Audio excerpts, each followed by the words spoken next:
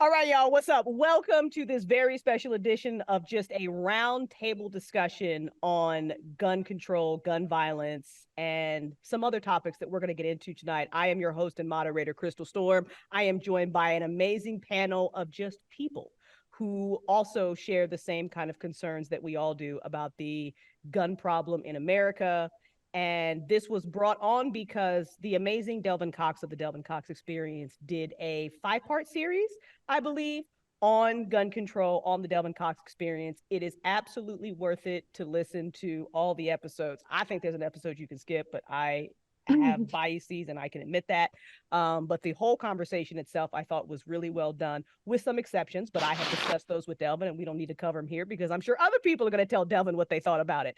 Right. But this is, but this is really just us wanting to take the conversation a little bit farther. We wanted to clear up some things that were said in the roundtable part of his episode that we thought people did not speak up on in a manner that we would have liked.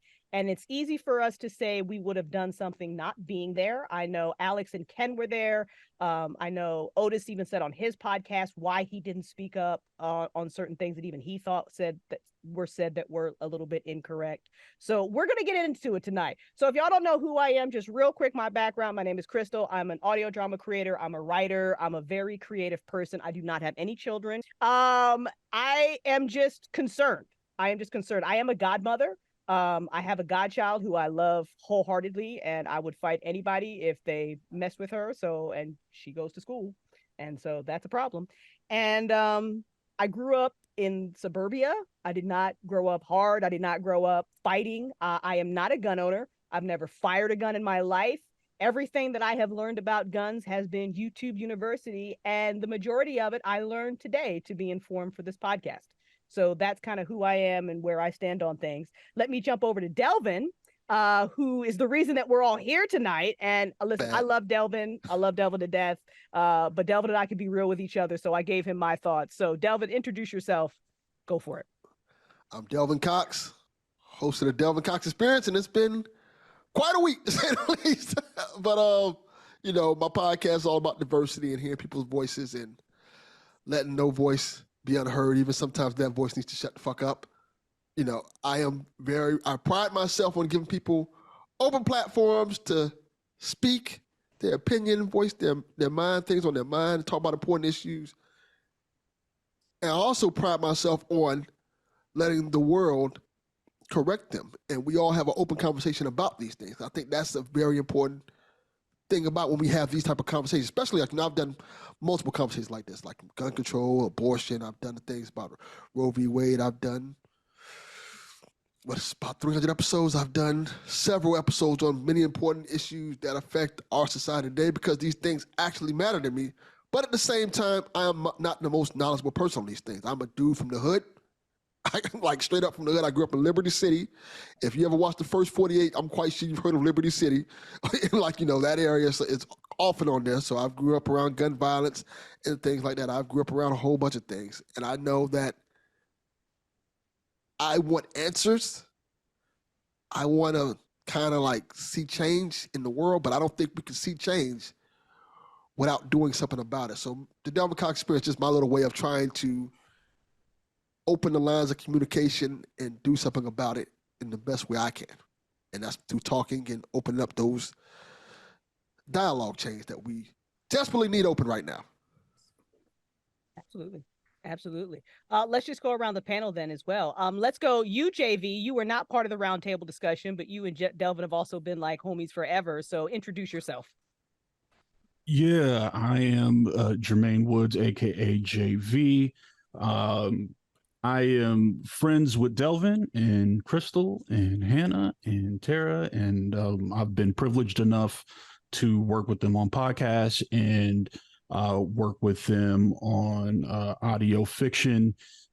Crystal is coaching me up as a voice actor.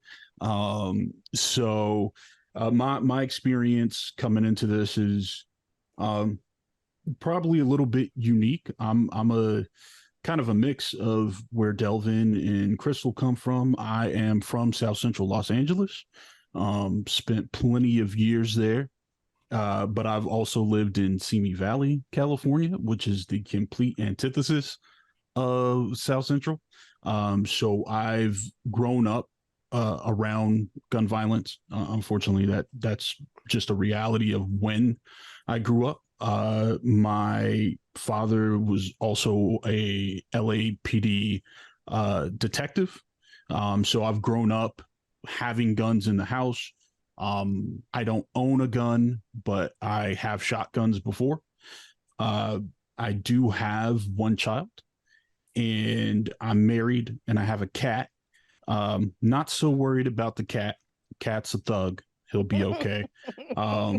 But just in general, being a person who has a child in school and just being a person who goes out in public, obviously what's happening in gun violence in this country and the different ways that it happens, which I hope we get to talk about, because it's not just mass shootings. There's a real problem with gun violence in general. So yeah, that's me. Delvin, you also have 2 kids, am I correct? That is correct. Boy and a girl. That's it. Ken, you were on that roundtable discussion. Why don't you introduce yourself? Let everybody know who you are and what your background is. Hello, everybody. Thanks for having me on.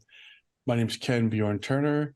I do a podcast that's slowly getting off its feet called Bjorns_Keep. And as far as me, I am born and raised in Philly, although I live in Salem, Massachusetts now. My dad was a cop in Philly. He was a mounted cop and a patrolman for a while there in the 35th district in Philly. I'm a father and a stepfather, so I have 2 kids and 3 stepkids.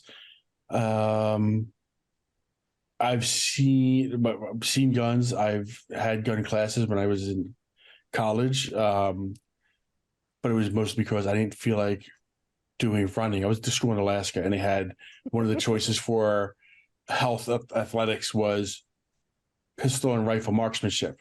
This is like, okay, that or jog all 3 hours. I'm going to shoot a 22, and that's all it was a 22 plinking at targets. It was the college style, and that was back in 1990. I'm rambling. I'm sorry. Okay. I'm just a father that is worried and very protective of his kids, especially when it comes to that. I don't let them play with guns. They get a stick and they pretend it's a gun. I'm like, nope, guns are no joke. You don't play with them at all like that.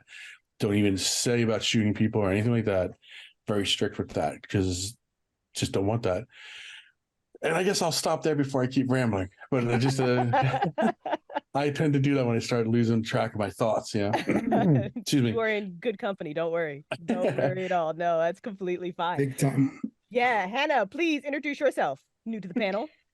Yes, hi, I'm Pixel, also sometimes Hannah. I'm your friendly neighborhood introvert. I'm a work in progress polyglot and linguist. I grew up in Central Florida, kind of on the poverty line. I also grew up in a very Christian, Republican-centered family. Came out the closet late. I don't have any kids myself, so I don't have to worry about them. But I did have a small shooting scare in the theater once, but that's part of why I have a vested interest in this, among other things. Absolutely. Absolutely. Bander, introduce yourself to the pod and tell everybody where you come from. Hi, my name's Jaucelynn Ford, but you can call me Bandersnatch. Hello, Bander.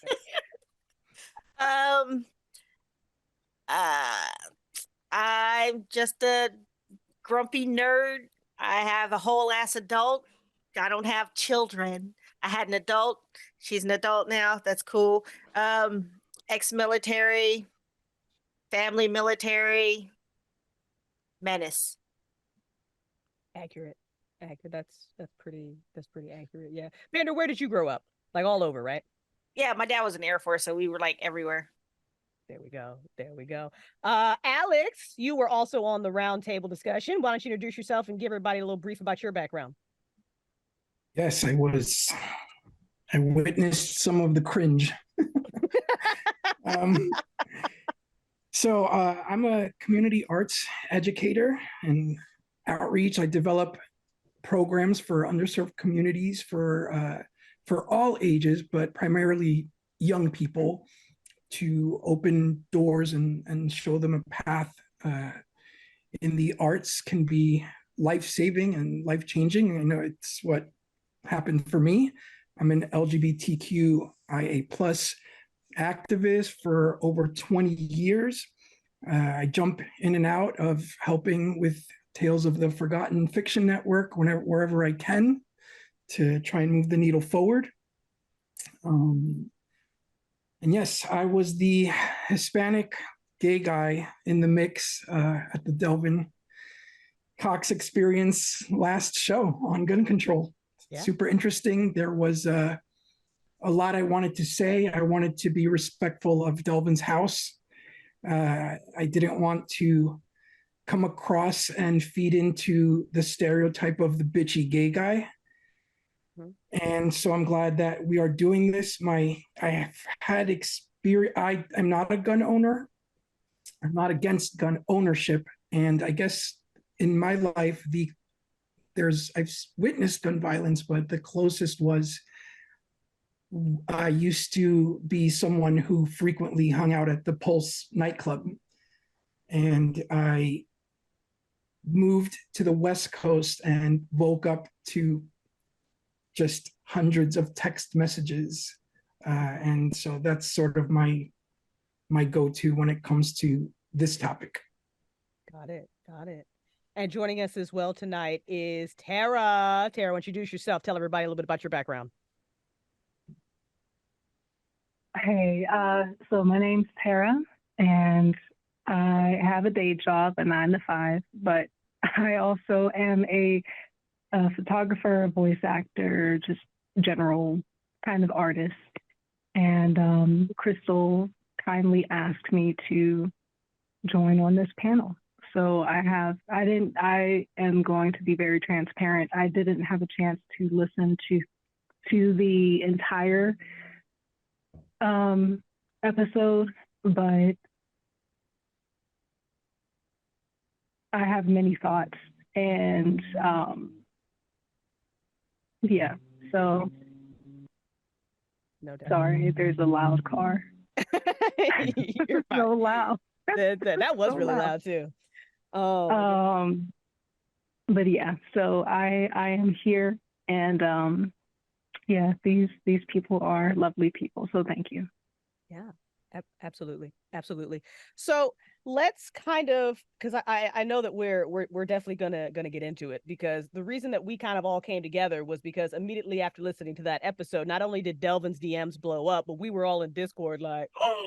So so I will say again, if you only listen to the last part, please go and listen to the rest of the episode. I really do think that Delvin did a really good job of bringing on different voices to talk about this issue, whether you agree with them or not. I can say that for me, and like I said, I don't have kids, but for me, it was pretty much just like how do we stop kids from dying? Like how do we stop that? Because it happening one time for me was too many, and then it happened again and again and again, and thoughts and prayers just isn't cutting it. And we'll get into this as well, but I mean, Delvin had people on the podcast that brought up the issue, when we talk about gun control as well, you can't not talk about it without also talking about race. And if laws are going to be put in place, what does that look like for different groups of people? Because I don't think we need to bring on any statistics to know that when things get done in this country, they tend to affect a certain group of people, and the other group of people get screwed.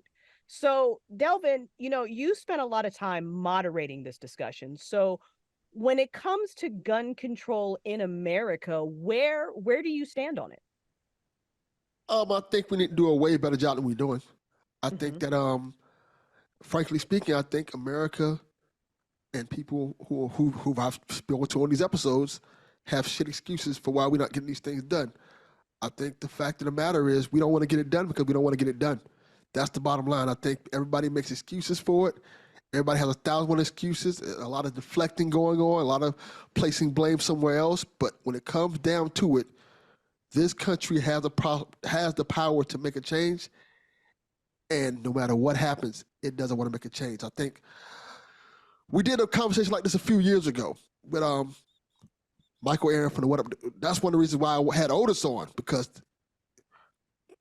when my podcast was young, maybe I guess 3 years ago, we had a conversation with Otis and Michael from the What Up No podcast, who are anti-gun. They want gun control. And we had a conversation with them in a podcast called The Bearded Idiots, who are very, very pro-gun, like extremely pro-gun. And in that conversation, something magically happened. They didn't necessarily agree on everything, but they found a middle ground, and they kind of came to the point that, hey, something needs to be done. I don't know what needs to be done, but something needs to be done. And they found a middle ground. While they didn't agree, they learned from each other, and they became friends from it. And I think that's an important thing to kind of like take from it. You don't have to agree on everything, but you have to kind of like be able to have that conversation, that positive conversation about that type of thing. And that's one of the things when I came up with this, I tried to instill. I'm anti-gun because I've seen the price it pays when you have guns in any location. I know people say, "Oh, you can just do it with a knife. You can do it with that." No, it's not that simple.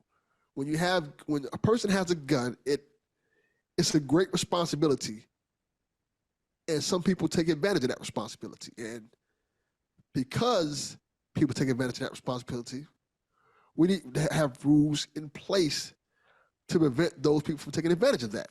And if we don't, then we have things like the Pulse nightclub shooting and the Uvalde shootings and things like that.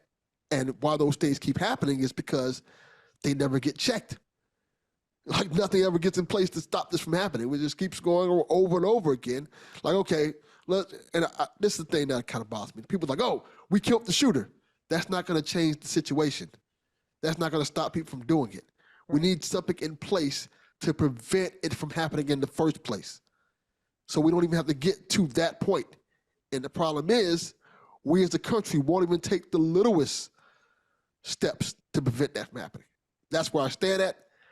I don't like to mention it on my episode because I feel like when you're a moderator, Crystal knows this, when you're a moderator, you try to be as fair to both parties as possible without kind of putting in your input, because I don't want to scare people away from having that conversation. I don't want to make people feel unwelcome, but at the same time, I want people to come in and be fair and balanced, and not like Fox News, because that's bullshit. but fair and balanced and just with their intentions. I don't want people coming in trying to just spout things to be spouting things and kind of just.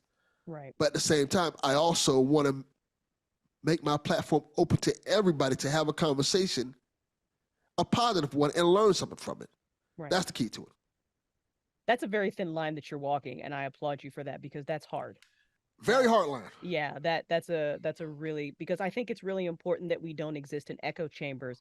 But Tarrah brought this up, and Tarrah, I'll let you speak more about it as well. You were talking about in Discord about how there's also the responsibility of not giving certain voices a platform because those voices are harmful. Tarrah, do you want to go into that a little bit more and then just talk about where you stand on the gun issue in America? Sorry. It's been difficult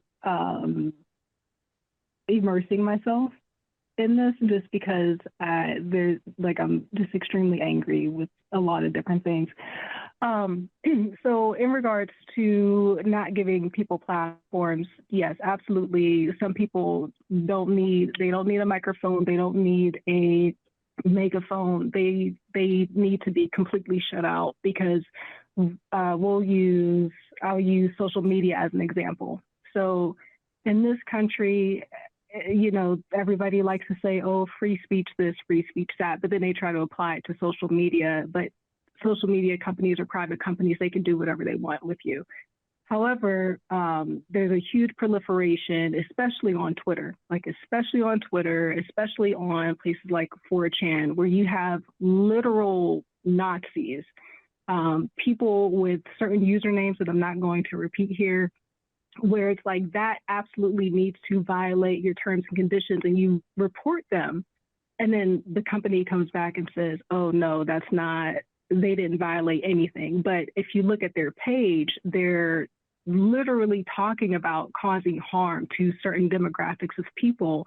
But because these companies who tend to want to coddle to a certain demographic of people, they'll say, oh no, they're fine, they're okay, et cetera, et cetera, et cetera. And so these people are given these platforms to spread their hate.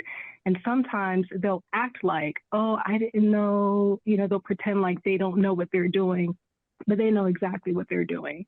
And it's dangerous. If you listen to some organizers that I haven't spoken to personally, but I've followed them on various social media platforms. They've spoken about how even with gaming, a lot of like white supremacist groups, they will target young kids, and they'll do it through places like Discord or just gaming. And, we all know that if you happen to go on like a multiplayer game online, like Halo or something like that, and then you happen to have a more quote unquote effeminate voice, what happens? You often get harassed. If you happen to sound Black on there, you often get harassed. You often have people saying all kinds of stuff, and it's allowed to happen. These gaming companies are like, oh, it's fine. It's not a big deal. It's not a big deal. They keep minimizing it. And I'm not going to say that they don't understand the danger that it causes. It's they're unwilling to listen to the people that are harmed by these behaviors. Right. And so that's why I 100% am not. No, everybody doesn't need a microphone. I don't give a shit. If you're going to speak something that is to incite harm, or either you are saying that you're going to harm somebody, or you are trying to incite harm to have somebody else go harm somebody, especially like a specific demographic of people. No, absolutely not. Absolutely not. So as far as where I stand on guns, I'm of the type where I know the history, or not the entire history, but I know a large history of this country. And so I'm not going to tell people to not be protected, because people absolutely do need to be protected in certain situations. So, I've been trying to think of how I can word it here, because again, I'm just. Listen, if you're angry, speak it. It's okay. Let's be real. Yeah, I mean, because there's just so much to discuss. And when we're talking about gun control and gun violence, it's not, a large focus of it, especially in mainstream media, a large focus of it is with schools and things, which is definitely important. We need to see how we can address it there. However, when we're talking about gun violence, assault rifles aren't the only guns that are used in gun violence, period. Right. Also, are we going to discuss gun violence when it comes to the police? Because that's also gun violence. Are we going to talk about gun violence when it comes to certain operations overseas and the desensitization of saying, oh, those people deserved X, Y, Z? So it's a very large issue. It's not new.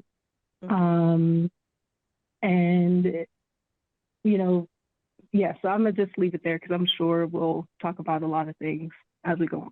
But absolutely. I want to open this question up to Ken and Jermaine as well, because you guys are also fathers. So where do you stand on this, and how are you feeling? I've got a part 2 to this question, but I want to start there.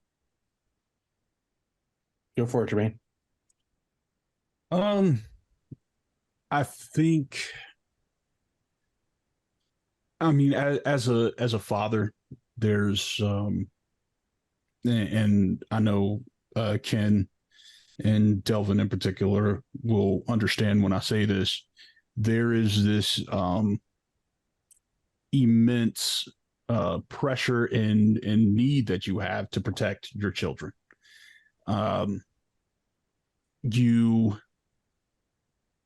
It's very hard to explain, but there's something I think about when you become a parent that I guess maybe isn't dissimilar to when you have a partner that you truly love, somebody in your life that you feel the need to protect them, and your concern for their safety is just grows greater over time. Absolutely. I think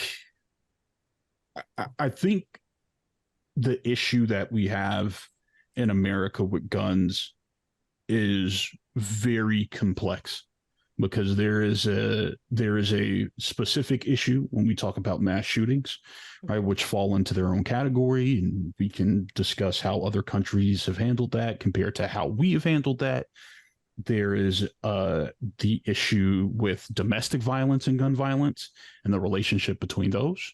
Yep. There's the relationship between a person and a gun in regard to self-harm. So there are really multiple legs of this that I think we keep saying we want to have good faith conversations, right? Right. And we want to have good faith conversations, and then those conversations don't happen, and then things like Uvalde happen, and we say, well, hey, we got to back up. This isn't the appropriate time to talk about gun violence because we have young children that have died. Right. And so we kind of go into this cycle where there absolutely needs to be a conversation about it, but a tragedy happens, and then we can't have a conversation about it, even though that tragedy, one of the unfortunate outcomes of that tragedy, right, is it gives you the opportunity to talk about it, right? Because it's right there in your face in a 24-hour news cycle. It's there in your face for X number of days. So I think one of the things that we and I hope that we talk about is, how do we come to terms with this different type of violence? Like Tarrah was saying, there are so many different types of violence that specifically surround, in my opinion, our infatuation with gun culture, our infatuation with the idea of independence being strongly tied to that gun culture, what it means to be an American, what it means to be a gun owner, and how those things are intertwined for people. So I think hopefully here's where we can have a good faith conversation about those things, because I think we have to pull on some of those threads to get to some of the central issues with it. And to be clear, my stance on guns is, guns don't kill people. People kill people. I'm here to tell you, the gun pulls the trigger as much as the person. It's an opportunity, right? And that's some of the things that I think have to be addressed. Your turn, Ken. Man, I almost wish I went first, man. You stole a lot of thunder there. I'm sorry, bro. No, dude, don't worry about it. No, but to go on the aspect, you always hear about maternal instinct. The mothers always feel that maternal instinct about, and a lot of times people say, like, when the guys do it, it's chest beating. It's just chest beating, a show. Yeah, but it's not. Like, when, okay, my son was home birth, my hands were the first hands he felt. Okay, I caught him. Okay, and like I always say, like, if I'm rough house with him, my wife's like, be careful. I'm like, if I didn't drop him when he was covered in amniotic fluid and blood, there's no way in hell I'm dropping him now. Okay. But I felt it with my stepkids, when I met them, and we started developing a relationship. And it even got deeper with my kids, because it just really gets in there, and it's a primal instinct. Like, it goes back to like the lizard brain in your head. You always have hear that fight or flight and all that. Well, when it comes to your kids, there's no flight.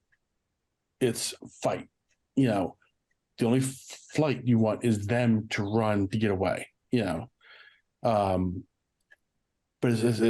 so that as far as the protection, but that's the part. So like when I hear about like recently here in Salem, not even kidding, last week, within 7 days, there was 4 hoax calls to this elementary school saying there was a bomb or an active shooter. And so they go in and take, which is scary because I got your talking points. I looked up some stuff in a short amount of time. And there was one thing here showing a teacher, I have the video up, not a teacher, one of the security officers went to put his gun back in the holster while they were looking for a hoax. They found out he actually shot his gun by accident. Now, luckily, it was in the floor. But what if he, shot it through a wall? Stuff like that, because the tension and all that. I have a couple other things on that too, just to try to get prepared. But as far as I'm concerned with gun control, if you want a gun to protect your house, okay, but there's got to be a limit, because you don't need an AR-15 to just protect your house. You don't need a hunting rifle because they're made to, shoot a deer a mile away or whatever, and that's another thing altogether. I think that's they want to call it a sport. It's shooting an animal a mile away is not a sport. No. But I just think that if they're going to classify it for home use, when you register it, it's got to be with like a certain caliber, certain power, and then that's it. But then you have to have all the stopgaps to say you can't get it out of the safe unless, like fingerprints and all that stuff. Basically, like a lot more stricter control. Mm-hmm. I started bringing it up on Delvin's thing, podcast, and the more I thought about it, the more I liked the idea. But someone else nixed it. They said, oh, well, then you got freedom issues. You register guns to your name, right? Register gun safes to your name. So you could say, okay, I got a gun safe that's registered to me that can hold 5 guns. So you go to a gun dealer and you just go to buy a 6th gun, and they look you up and say, well, you have 1 gun and it's only safe that holds 5 guns. Well, you can't buy the 6th gun unless you relinquish one of them or buy a new gun safe. And you don't get this gun until one or the other happens. And then also it shows that you have the space, so it's not going to be sitting there in the drawer. Or if it is, then you're even double penalties, Again, I'm rambling. I have so many thoughts just going. I'm trying to. It's big. You know what? I'm gonna jump in, and I want to talk about a few different things here, and then I want to get over to you, Alex. But so first of all, because I know that there's a bunch of gun guys going, it's not an assault rifle. You're saying it wrong. That's not what AR stands for, and it's not. Right. But I think that we can all agree, if we're having this good faith conversation, that while the AR and AR-15 does not stand for assault rifle, it is still a weapon of war. That is what it was made for. So I believe it does stand for Armalite. But I think in the spirit of what the gun is supposed to be used for, we are not wrong in saying that this is a weapon for an assault, that it is made to kill people. But I will, yes, gun owners, we know the AR does not stand for assault rifle. We got you. We hear you. My wife is a polyglot. Words and language are very important to her. So we will give you that thing.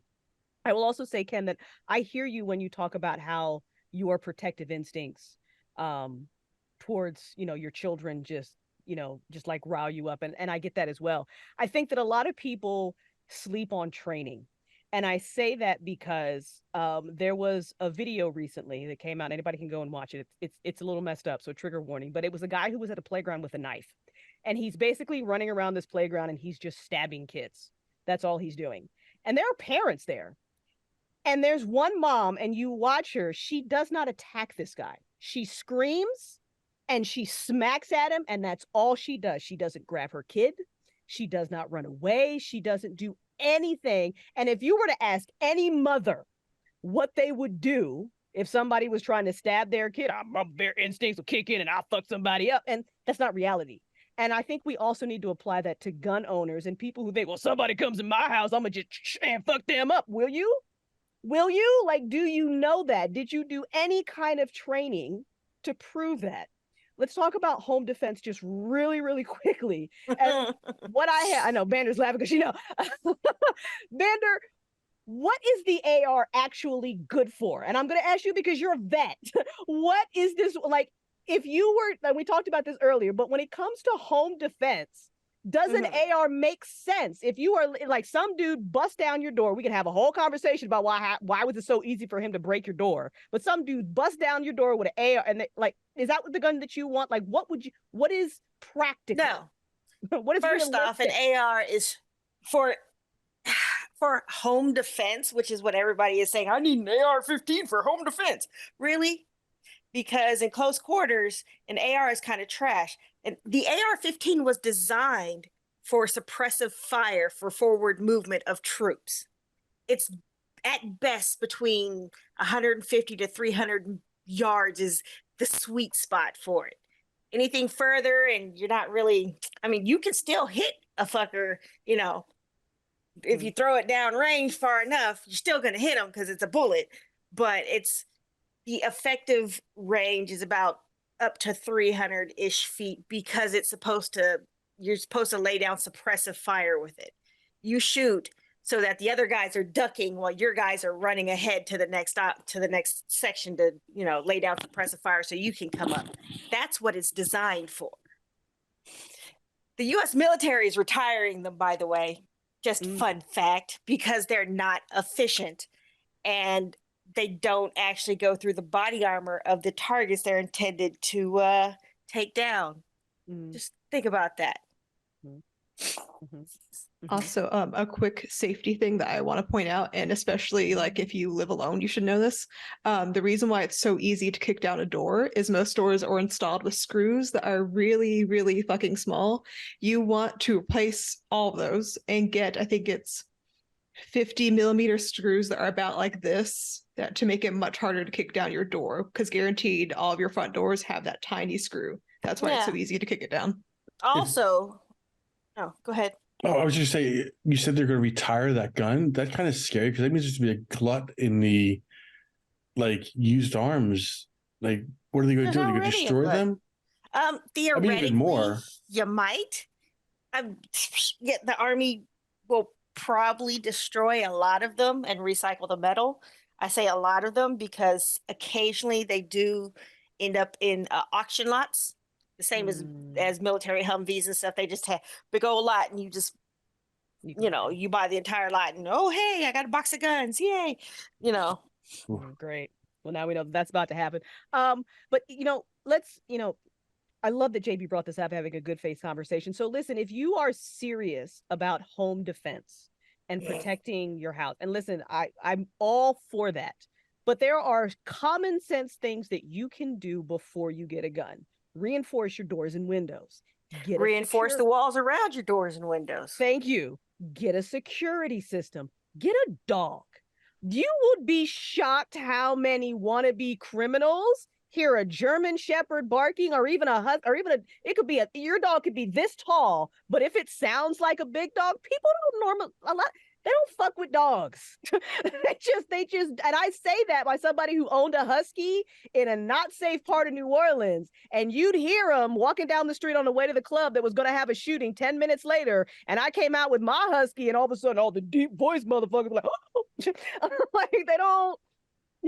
So there are steps you can take before you decide that I got to go get this big weapon that I don't know how to use. And I think. And I know we want to get to Alex, so I don't want to take too much time, but since we're talking about it, so the idea, this is what I mean when I say there's a fascination with guns. There's also a fascination with the situation in which you're going to find yourself, that you have to use it. Yeah. There's a fantasy element that a home invasion is going to happen. and you are going to be John Wick. You're gonna be John Wick. You're gonna be John Rambo. You're gonna be, Arnold Schwarzenegger in Commando. These guys are gonna come into your house. They're going to invade it. You're gonna take out your AR-15, and like the smooth, cool, calm, collected killer that you've trained yourself to be by playing Call of Duty, you are going to take out 5 or 6 guys. Right. The reality, the reality is this: I've been held at gunpoint. I've also been shot at. Whatever reaction you think you're going to have is not whatever reaction is actually going to happen, most likely. I'm not saying there's not somebody out there that does that, but I guarantee you their background is more like Bander's than like ours. There's probably some degree of training. There is some degree of, I've actually seen combat action or had combat training.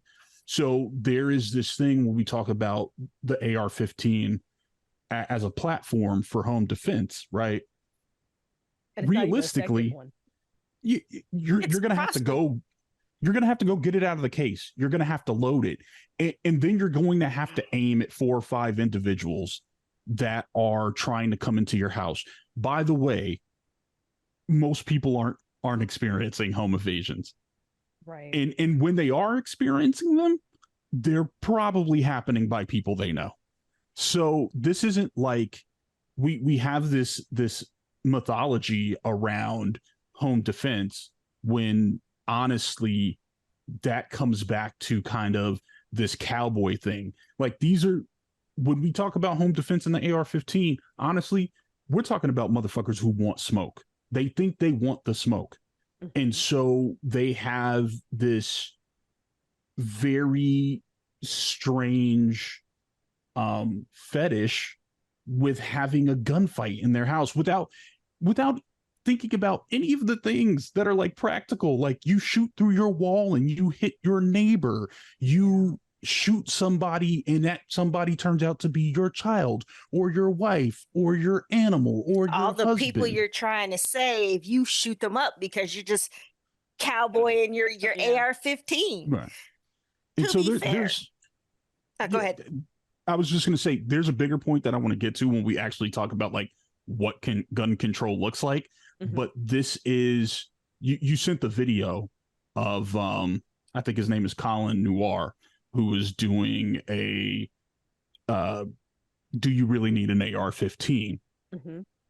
And one, it's SpawnCon. He tried really hard not to make it SpawnCon, but it is because it's sponsored by, I think it's the UCSSA. Yeah, it's some organization. Which hey, guess what? Did you know these guys make money by insuring your guns? So he couldn't possibly have an angle. But the things that he's talking about, civil disruptions, when we get to what actual gun control looks like, those are things that I would like to go more in depth on, because again, we have this fetish with like, you want to be the hero, right? Like it's ridiculous. It's 100% paid for by the NRA because all of the whole cowboy obsession that these type of people tend to have is, I'm gonna protect my country, and it really, you're gonna get hit by a rubber bullet if you're lucky and go down, because you have no trigger discipline. Most of these people have little to no off-range training at all. No sort of, inner city movement tactics. So if the shit hits the fan, like they're saying, and there's all sorts of civil unrest, you're gonna go out there with your M16 or your AR or whatever, and sit on your porch and watch? Right. So I think that the point that we can make here is that, like, look, we're not, if you need to defend your home and that's how you need to feel safe, do that. But let's be realistic. Let's stop measuring penis sizes.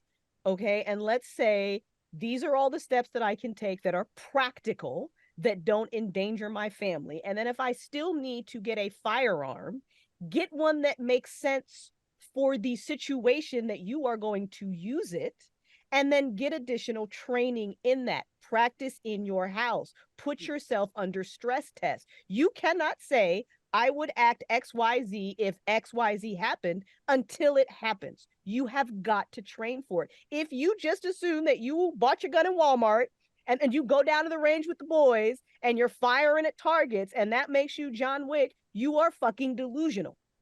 And that, like, period, no matter what place on the gun aisle if that's how you think your badassery rolls, but you've never been attacked, you've never been stressed out, you've never been worried about walking alone at night, like, you don't know shit, bro.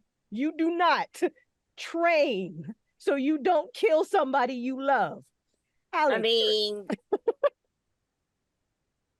go ahead, Bander. I was gonna say that is the whole premise of basic training, is they train you for these situations. Right. Instead of just going to the gun show. Right. And that's, sorry, go ahead. No, it's I'm fine salty. because I know we all are. Alex, you are a teacher, so you're coming at this at a whole different angle. So and parents, remember that I asked this as well. And Pixel, open this up to just everybody. But right, Alex, I want you to go first here. How do you feel when somebody says to you, Mr. Teacher, the way to solve this is to A, give teachers like you a gun, or B, turn a school into basically a prison? What is kind of your response to that as an educator, as someone who has been around children? I want to be very specific in how I answer this question, because a topic like this, when you have ADHD, I know. Don't worry, we're here for you. It's like I know. It's like a spider web. And initially, from Delvin's podcast to what we're doing now, I wanted to make sure the audience knew that we weren't just jumping in blind, turning on microphones and hanging out. Like, the whole group did their homework and we researched, and we are approaching the topic honestly, but there is no expert way to deal with this. Right. And so moving forward, I wanted to address the fathers in the chat and why it's so important that the country really take a look and families take a look at how schools and teachers are treated. The topic of fatherhood has always been very close to my heart. Everyone has their parent issues and their father, and then to grow up to, I'm, like I said at the beginning, I'm homosexual, so fatherhood is something that looms over gay men who have, we've broached the topic back and forth wherever you are with it. But to be an adult and understand the responsibility that at the start of the programs or the class, or fathers and mothers, but primarily I'm talking about fathers because of what we talked about earlier, what the fellas talked about earlier. There are some of us who understand as educators, and it's hard not to get emotional when you spend your day. I'm in the arts. I have an arts background, so I'm not teaching math. I'm encouraging kids to express themselves artistically. Mm-hmm. So you're reaching a part of them, and they're opening to and we already are born looking at the world artistically. Math and all that is learned, but there's something special, and it's not conceited to say, about teachers who choose to shape, people who choose to shape minds.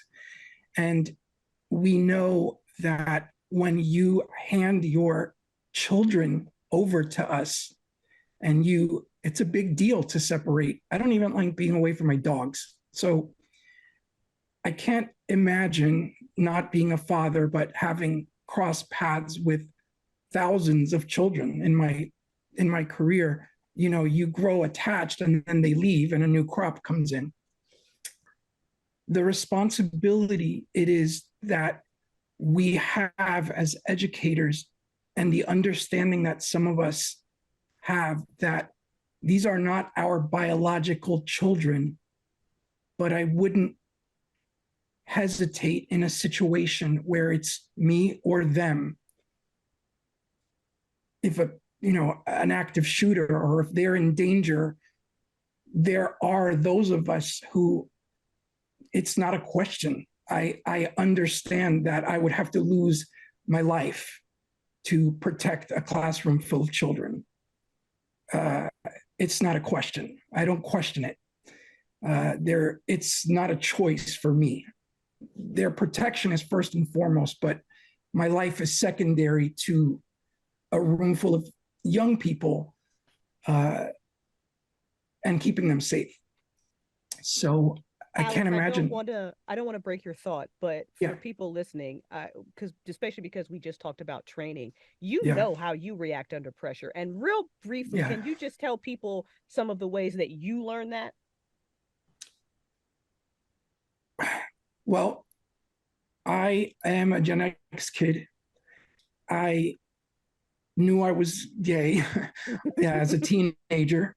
And you're growing up in a house where that's not a thing, and you're going to a school where that's not a thing, not like it is now. You're walking in a world that's telling you every single day that who you are is wrong, and your mind is not even fully developed, and you don't have enough life experience.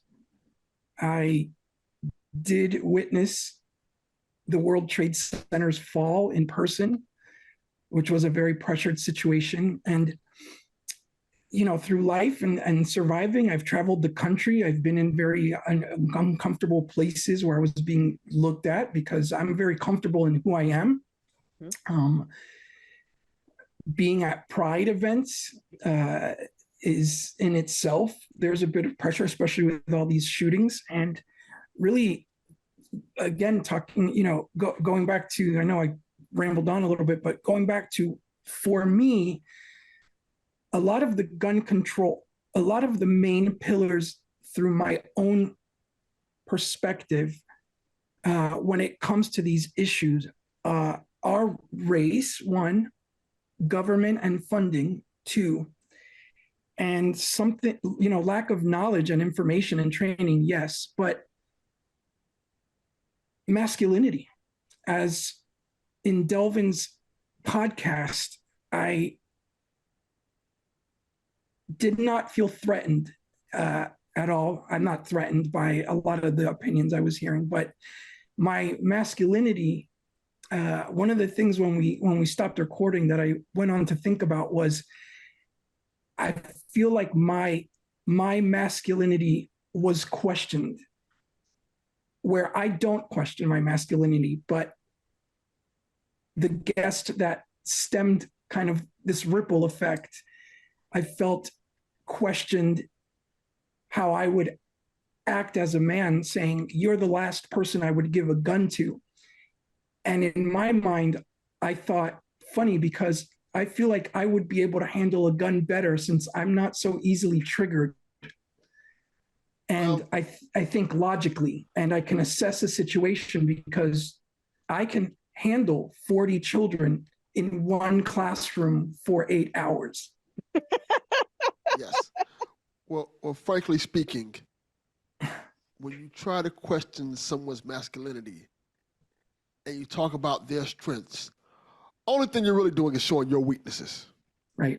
I agree. No true person ever sits there in their right mind and wonders and worries about someone else's masculinity and how they can handle a situation that they know nothing about.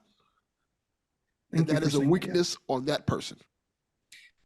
It was very interesting because I have to read. I have ADHD. I've learned to handle it so that I can work, so that I can function. So I walk with it. I don't walk against it. I think it's a superpower that I have now because I've learned how to read. And part of that is I've learned to hyper focus on social cues, and I listen through conversation for tone and sound and cues. And I, at the beginning of I knew we were gonna go beyond just the gun control topic because it's a bigger topic. It does reach into race, especially in our country. And I was gonna say, and I cracked an innocent joke. I didn't even realize where I said, "Well, it's not such a black and white issue." And then I thought, oh wait, but sometimes I think I said, yeah, but sometimes it is. And this particular guest cleared their throat when I said that. It's actually 36 minutes in, you can hear it. And when I heard that, I thought, this is, you have to, for people listening, and you have to remember, I didn't know how Delvin and the guest who were talking about knew each other. So I didn't really know anything about this guest. So I have him coming into it blind. But when his throat cleared and he had said, I'm the host of a podcast that centers around the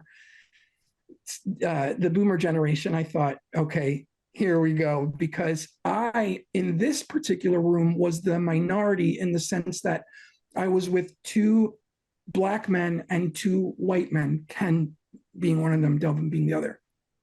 And I thought, okay, here we go. Because one of the things about being, some of one of the things about being gay or in our community is that the coming out never stops. We have to continuously come out in every environment we're in. We have to come out, and that comes with its stereotypes. And I'm very big on the topic, on the masculinity part of this topic.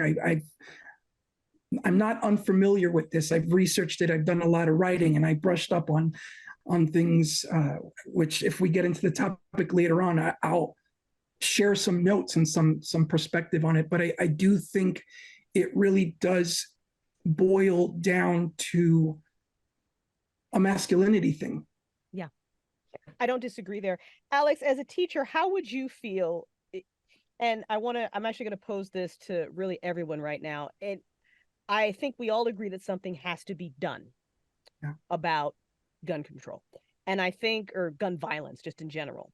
And JV, you were absolutely on point when there are so many layers to this. So let's just start with schools, because that's, I think what spurs a lot of the conversation on, right? We know that if we wait for either Democrats or Republicans to do something, we are all going to be living on Mars by the time anything probably gets done, unless we really make some noise as a country. I know that we're going to get into solutions tonight, and I know that for me, it doesn't feel like there's a one size fits all, especially in this country. And I know that other countries have solved the problem. So I'm going to ask you that if something needs to be done right now to protect these kids, Alex, do you think it's turning a school into a fortress? Do you think that solves it? Yeah, I'm sorry. Going back to answer your question before, I trailed off because I got emotional talking about the masculinity thing. No, that's fine. No, I don't think a school building should feel like a prison.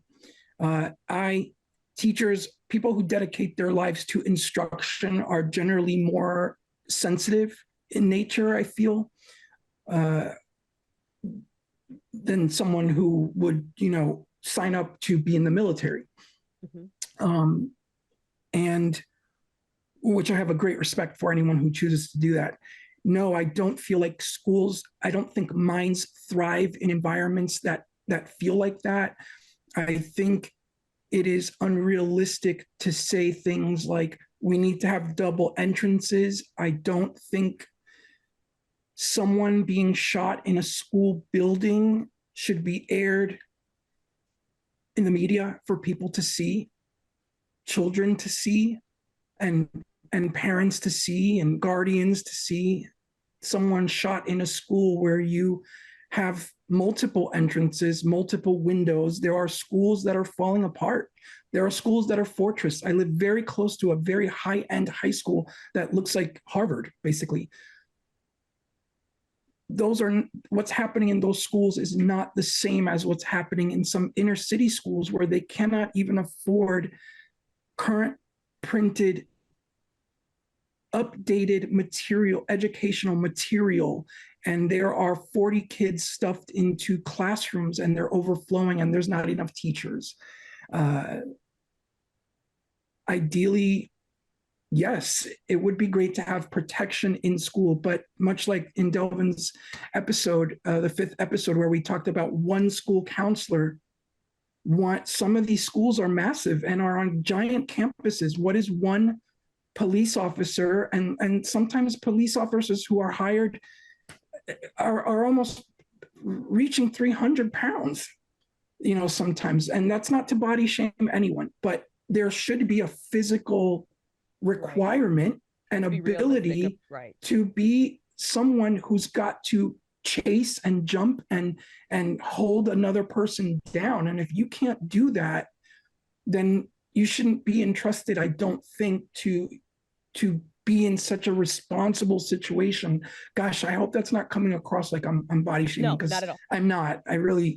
But there are physical requirements, I'm assuming, I have police in my family, but I've never asked. I'm assuming there are physical requirements, like in the military, to become a police officer. Yeah. Yeah, there's physical requirements. Yeah. And then sometimes you see police officers that you're like, my grandmother can outrun you. Right. Because they can every time there's a physical requirement, there is a paper that you could use to get around said physical requirement. I mean, there's, this is the thing. It's also besides the masculinity thing, a fish rots from the top, and starting from the government down, the systems are broken. They're broken. Yes. They're broken, absolutely. Basically. And if we're realistic and if we're really going to have an honest conversation, we have to just have, I don't have above average intelligence. What I have is common sense, Right. And unfortunately, it's not so common, but let's call it what it is. The systems are broken, and we're living in we're governed by an outdated system that does not reflect the people it's governing. 1000%. And I think I'm gonna let you guys chime in, but I think really quickly that when we say that, I feel like there are some people that are gonna think, well, it fits me just fine. And I need those people to understand that the United States of America is huge and diverse. And I know that's become this trigger word right now when you see diversity. But I mean, I was debating a gentleman. I don't want to give him any more time and attention. But a lot of times when people talk, they say me and or they say us and we, like they represent this entire fucking country. And we'll get into tonight what we actually want it to look like. But things that work for you do not always work for everybody else. They just don't. And it's a realistic, selfish nature to be like, well, I don't want this rule changed because I love it. It's been working for me for how many years? Like, it's the best. But I mean, when we're talking about a realistic solution to this problem, it's the same way where you got to be realistic about your home defense. What is actually going to be done? And when we talk about putting more people or cops or vets, like I'm not opposed to any of those conversations, but if it's a vet, have we treated this vet well? Does this vet have PTSD? Is a kid going to run up behind this vet one day and get freaking Joel'd like he did to Ellie in The Last of Us, like on the ground, just because this poor guy never got the mental health stuff that he needed? What about the school to prison pipeline? That's real. If you don't know what that is, you should not be saying anything about cops being in school. You want to be educated? Go look that up. So it's just, I think we all want to protect kids, and we're all just trying to figure out how. Hannah, what do you think about turning a school into a fortress? So I get heated thinking about this because I have I'm stressing myself out because I have a million tabs open on this monitor. But I was one of those weirdos that loved school. I loved learning. But the problem is while I like the act of learning and studying and all that shit, I didn't like how the school system was, even from like a young age. You can see how shitty your school system is. And especially and I won't say their name, but my bestie definitely got the short end of that stick in the education system. So the school system is already hell. It's already hell, not even to include the gun violence. And there are a million ways we can improve upon that, which could be a different episode. But something I feel like isn't talked about enough with the rise in school shootings is the argument of arming teachers that's being thrown around now. And unfortunately, not all teachers are as awesome as Alex. So it kind of goes along the same argument of adding more cops to a school where Black kids are just going to be attacked more. The same notion is going to apply to teachers. If you give a teacher a gun, what's going to happen to the Black kids? Well, I don't see that talked about a lot, but that's another thing to keep in mind, especially my poor bestie, again, got that specific short end of the stick. He was already being abused by teachers, and there was a security guard outside of the school where he was also harassed by. So that's another thing to keep in mind while we try and find solutions. So maybe we can stop harassment. Yeah, and that's, the thing with arming teachers is they already don't want to be armed to begin with, because that shouldn't be a thing in the begin with. They're already doing too much. I want to make it clear. I want to make it clear that no, I don't want to be responsible for a gun. But in a classroom full of children, if an active shooter came into the classroom or I encountered and I had a gun in my hand, I would pull the trigger, no questions asked. I would pull the trigger. And I know myself in situations of under pressure, but honestly, when it comes to things like that, it's true what I think Delvin said it, or I'm sorry, or maybe Jermaine, you don't know what you're going to do until you are faced with that situation. And then if I did shoot someone, what would that do to me mentally, killing another human being in front of a group of children? Me as an individual, what do I do with the psychology aspect of that for myself? Could I go on teaching knowing that I murdered someone in front of young adolescents? Let me ask something to that, because I want to talk about this, and I want to answer to this. Why is that your responsibility? It's not. We already don't want to pay teachers as it is, and now we're like, hey, let's give teachers guns, and no, why? And they have to supply their own school as well. Like, we don't even want to give teachers pens and paper. Yeah. We don't want to leave it up to teachers to choose what some of the states don't want to let teachers choose what books our kids can read, and they're going to tell them what to carry a gun. I mean, what state is it? Florida. For example. Yeah. Oh, yeah. And there was another one too. It's like they don't trust the teachers, but that's one of the states that wants to say give the teachers guns. You can't have it both ways, jackass. Right. If you notice, go ahead. I'm sorry, Chris. No, when we talk about having real conversations about this is what we're talking about. You do not trust teachers with their curriculum, but you would trust them with an armed weapon. I was reading a statistic because I wanted to figure out where kids were getting guns, because there was a, just like JV said, this goes beyond just school shootings, and 77% get their gun in these mass shootings, get their guns legally. And kids also get guns from their parents. Hannah, where were your parents' guns? Try to find the mute button. Okay. So my parents began with 2 guns. They had 2 old style double barrel shotguns, and they kept them in their bedroom, in their closet. They had like an old wooden sliding closet, and I was like 6 years old. I think it was 4th of July when they got them out of the closet to fire them off. And just, your little kid's brain just observing, watching them fire it, and then watching them put it away. I still know how to load that gun. An old fucking double barrel. And they were still in that closet, unmoving forever.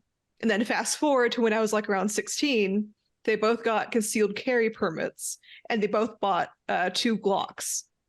Both of those guns were in the bedside table of their bedroom. And also, just from one demonstration, remember how to load and shoot at 16 and 6. I mentioned, would your parents describe themselves as responsible gun owners? Yes. So you're gonna trust a teacher who's running around trying to just 40 kids to where are they putting this weapon, and how easy is it for kids at home just to get? There was actually another study done, and I could not verify it, but it was a very small sample group, and he asked parents. He said, "Parents, is your gun secure?" And all the parents were like, "Oh yeah, my gun's super secure," and all the kids were like, "I can get my dad's gun in like under an hour." So whatever you think about legit, your kids, I just know, like myself growing up, like I was scared of my mom, but I still went through her shit. Like, you know what I'm saying? Like if there was a locked cabinet, I got curious and I would open it and I would figure out how to open it. So kids get into shit. So this idea that you're just going to arm a teacher that doesn't really want to be armed, that you don't trust, by the way, you don't really trust teachers unless they're meeting your agenda, but you want to give them a gun. And then where does the gun get stored? Is it always on the teacher? What happens if the kid who was going to bring a gun to school now doesn't have to because the teacher has it? So all he's got to do is get it from the teacher. This is where I kind of come back to, we always have these conversations, right? Should we arm teachers? Here's just my opinion. If we're at the conversation, at the point in the conversation where we're saying, should we arm teachers? We've gone too far in one direction, because that can't be the solution, right? So one of the things that consistently happens is we talk about all these other solutions, but we don't talk about the gun. And I think it's really, really important to zero in specifically on the mass shootings of the last 20 years. A point of conjecture from the podcast, from the guest we were talking about, he said he'd never heard of a mass shooting until Columbine. We live right outside of, we live right outside of Austin, one of the sites of one of the most notorious mass shootings in American history, at the Bell Tower at UT. There's a famous song called "I Hate Mondays" from the 70s. That was a young lady who shot an elementary school. It's been a thing. The difference between mass shootings previously and these mass shootings is the AR-15. Let's just make it clear. Make it clear, put it in bold. The difference is the platform. It is the gun itself. The AR-15 is frequently used by the NRA as propping up as a sporting rifle, as a hunting rifle. As a varmint killer. Yes.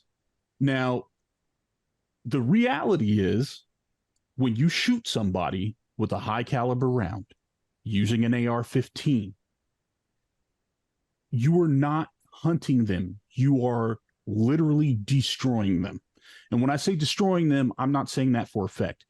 The bullet at that velocity, the way that it's shot and the way that bullet is designed that goes into the AR-15, it is designed to inflict the most damage in the smallest amount of time possible. It's the reason why when we have mass shootings and you have a handgun, people are much more likely to survive, right? I have to be pretty accurate with a handgun. The reason why mass shooters like an AR-15 is because you don't have to be. Like Bander said, it was made for suppressive fire. You don't need to be accurate. The platform is designed to kill. That is what it is designed to do, and it is incredibly, terribly effective at it. This is why we see so many mass casualties, particularly when the gun is an AR-15. So the first point that we have to get to before we can get to, we should arm all the teachers. School should be a fortress.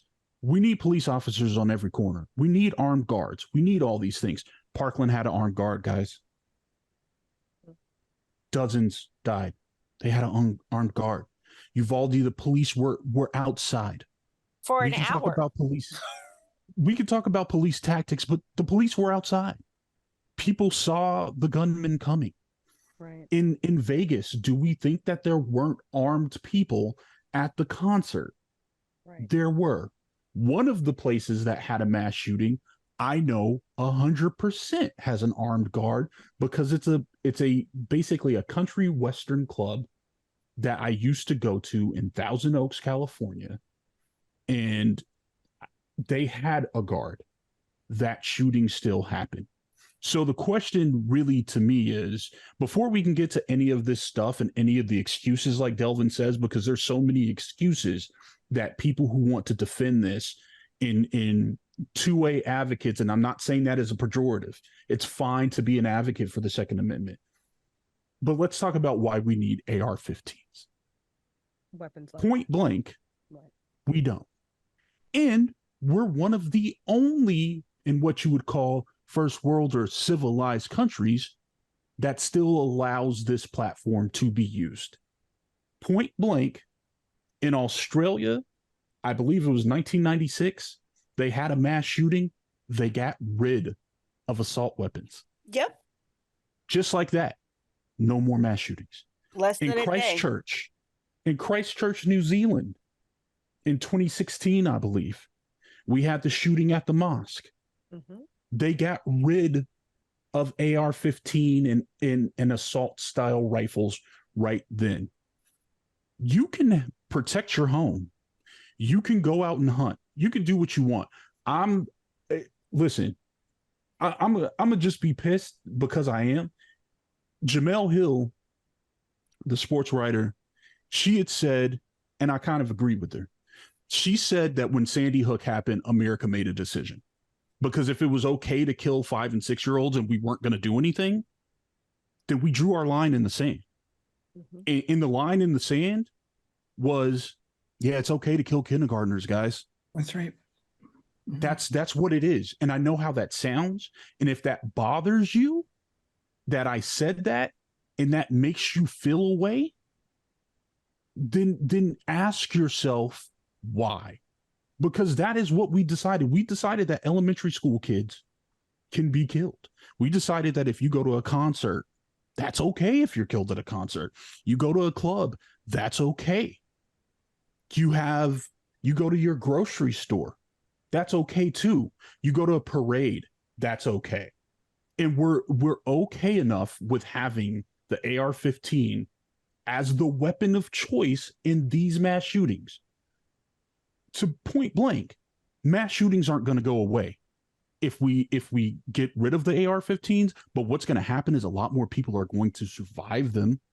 Yes. It's going to be much harder for the perpetrator of that crime to match the force of a police officer. We're talking about people who often match the force or have more force than the police officers. So much so that in Uvalde, they said, hey, we got to think about what we're doing here, because if we go in, we might get killed. That's a problem. That's not happening with the shotgun. That's not happening with the 22. That's not happening with the 9mm. That's happening with the AR-15. The problem is we have gun lobbyists and politicians that are Democrats and Republicans that are in the pocket of the gun lobby, and the gun lobby is so powerful that they have told us taking away your AR-15 means that we're taking away your rights as a citizen. It's bullshit. And one of the most common things would be, to me, make it impossible to get an AR-15.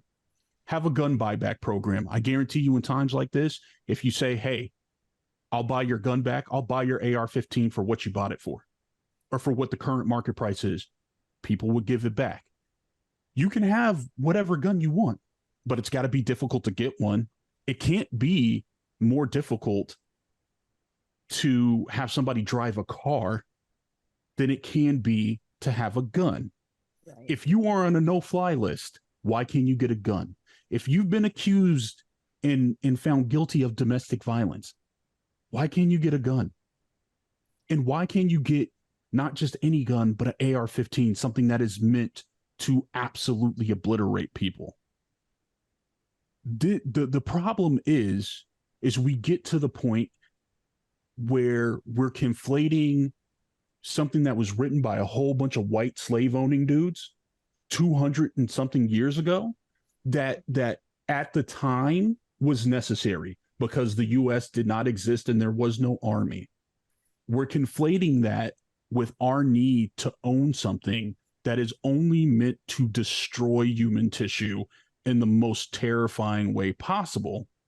And we keep coming up with all these other solutions when the solution is do what every other country did. Get rid of it. Right. It's not going to solve all gun violence, but for the gun violence we're talking about as far as mass shootings, it is going to make a hell of a difference. You know, that's the bottom line. Sorry. It's going to make a hell of a difference.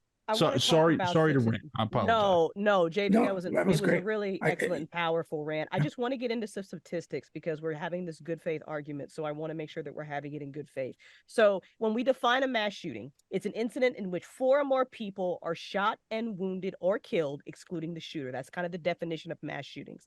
Now, people don't realize that there are a lot. Like, I think at this point, this year, there have been like almost 600 what is classified as a mass shooting. Several a day. Yes. Now, the majority of mass shootings are handguns. That is absolutely true. Then it goes down. Statistics say the majority is handguns, and then we talk about rifles. And JV, you brought up the big point here. We are talking about survivability, and we're talking about like a fear factor as well. Like you said, right. Let's meet force with force. If you turn a school into a prison, they'll go to a college campus. They'll go to a concert. They'll go to a nightclub. So you've protected that area to the detriment we can see of the children and the professionals inside, and done nothing to solve the problem. Or they'll just go to the school. Or they'll just go to the school anyways, because how many mass shooters can we name that survived their incident? How many mass shooters can you name? How many can you actually name by name? That's I know at least one. Right. So one, given how many there are, though, actually 2, but some of these people think they're going to live in infamy doing this, right? And we don't even know their name. Concerned. They're not concerned about a police presence. I mean, that was, I thought, one of the biggest fallacies that particular person made is, well, if you give everybody a gun and you give the teachers a gun, you make it a hard target. They're not going to shoot. Are you kidding me? This is what they want. They're writing manifestos. They want suicide by cop. This is one of the reasons they're doing it. So that's probably more of a reason to attack the school if it becomes a hardened target. The more that die, the better for them. Well, if you noticed in the dynamic of the, realistically, we're having this because it's rippled out of Delvin's podcast. So we're going to have to address some things if we're going to talk about this. And in the dynamic of the group, when I was listening, I kept thinking, wow, the solutions coming from this person all stem in violence. There's no solution that's been presented that's, well, maybe we need to put, maybe we need to refocus, and the file that was put in the government on regulating women's bodies should have been put on the desk of gun control instead, because there's a process that there's an enormous process there. But to get a gun is so easy. The file went to the wrong desk. So when the solution being presented by a particular type of, let's just say mindset, because mindset, great word. Mindset is to act in violent solutions. The answer is not to give everybody a gun. Can you imagine what would happen in just traffic situations with stuff like that? Don't need to imagine. It's already happened. I mean, that happens on a regular basis. On a regular basis, people are getting shot for people are sleeping and getting shot. Breonna Taylor was sleeping And in her twice, bed. and twice in just like Yes, a few weeks, someone pulled into someone else's driveway to turn around and got shot. I can't remember the social media handle. I know someone. Okay, so I went on a date with someone in Orlando a million years ago, and recently after that date never saw them again. And recently, for some reason, their social media popped up, and they're still in Orlando. They were sleeping. Him and his partner. He's married now, has a life, has a house, has a pool, the whole deal. They were sleeping and woke up to gunshots, and then went out. The cops and all that happened. They thought they heard a shooting, and then they went back inside, and the bullet holes were on their bedroom walls. Wow. Their bedroom walls. They had no idea.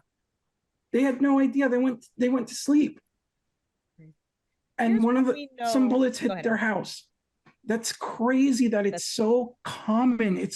We're at a level where it's so common. It's so unhealthy that we just accept it. We're just okay with it. We're okay with it. Like, it's fine. What's happened in this country has been going on for a long time, and I think it's the obsession and the fetish of gun culture. In terms of, like, as you're a kid, you show the guns are cool. Like, they had the BB guns, the cap guns, the water guns, cops and robbers, G.I. Joe.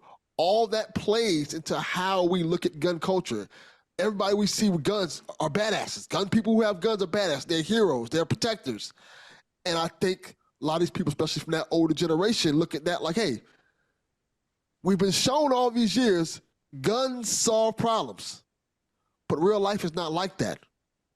A lot of times guns escalate problems. A lot of times guns cause more problems. And I think that there's a part of our society that doesn't understand that and doesn't want to change because their whole life has been ingrained in them that, hey, if I have a gun, I'm going to solve every problem I need to solve.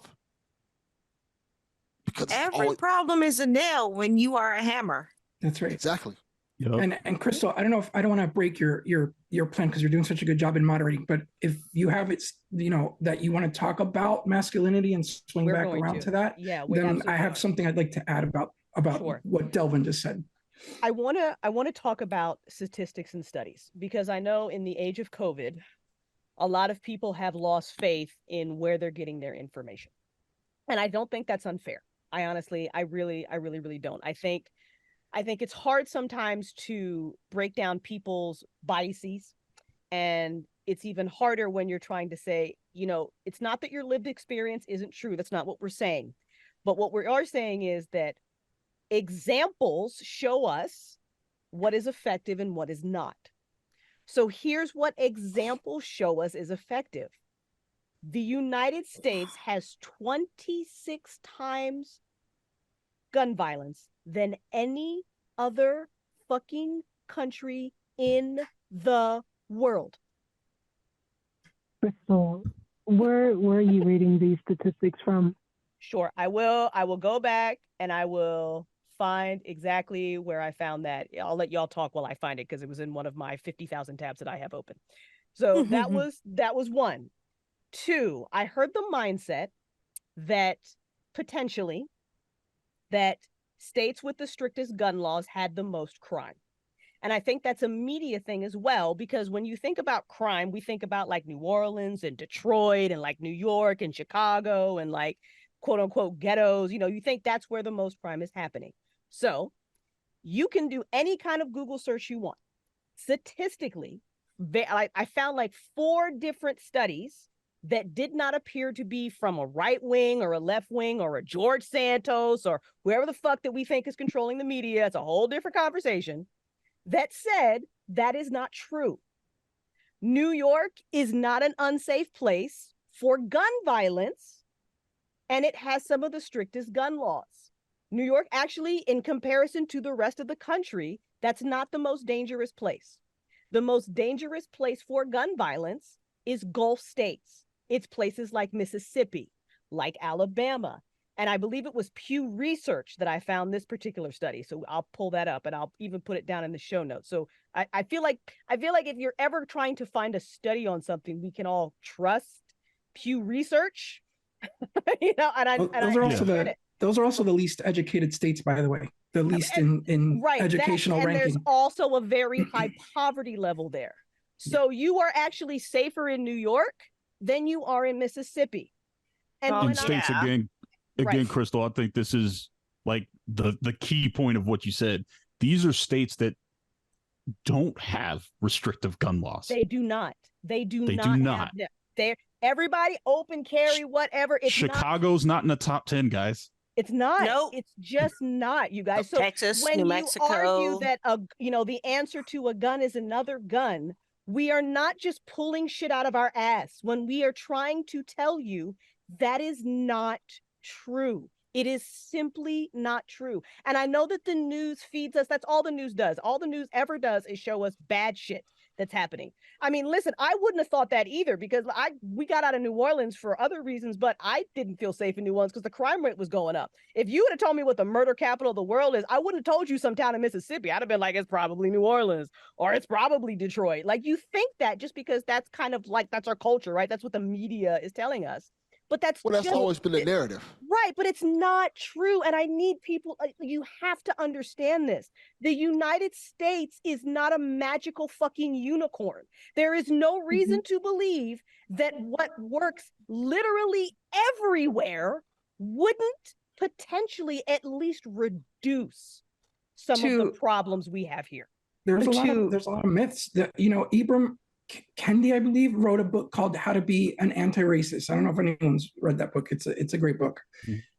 And it's proven. It's also a myth that inner cities are more dangerous. That's going on stereotype. Yes, there are in bigger cities. There are more people, so there's a higher percentage. But lower income areas, neighborhoods, underserved neighborhoods, it's a myth that there's actually more crime in those neighborhoods. That's something we've come to believe. Because it fits a certain narrative. It's a narrative that people want to put out there. There was a couple of times, Delv, where you and Otis tried to chime in and say, but what is it that you're afraid of? What is it that you're afraid of?